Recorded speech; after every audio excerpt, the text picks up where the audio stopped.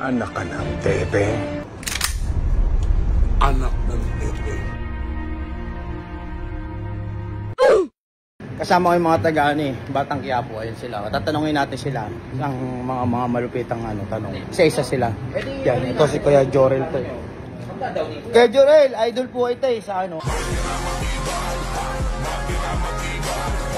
sa Batang Quiapo. May tatanong sana ako sa iyo. Ano yun? Tatanong lang. Ito tayo kay Tatay King. Tatanong lang. Galit. Ito, kasama natin si Tatay King. Tatay King, may tatanong lang po ako sa iyo. Ano kasi? Ano yun?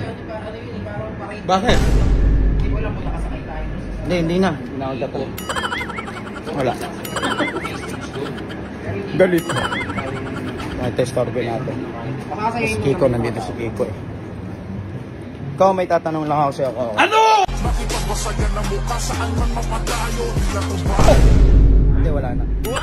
Joke lang po. Magalit ng mga tao rito.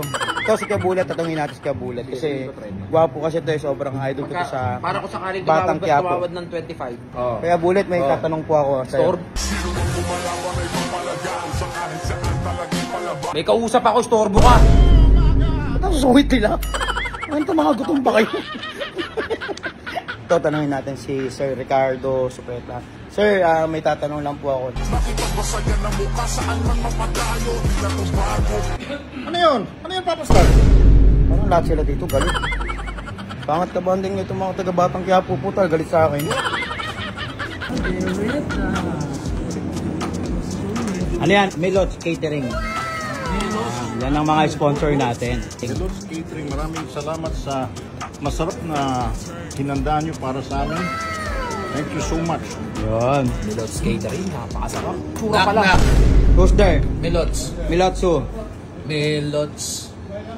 Ano? There's only you in my life. Iba din. Ba't parang masama loob mo kay Jorel? Ano? Wala. Sarap yung Melods. Tikman mo yung kaldereta. Melods, aroma pa lang napakabango. Parang ginagawa ni King kanina, kelot. Masarap yan, masarap kaldereta nila. Tay King, masarap yung pagkain mo, Tatay King. Masarap. Melods Catering yan. Milot? Apo. Alam mo na. Walang repress na milot. Anak ka ng Pepe. Anak ng Pepe.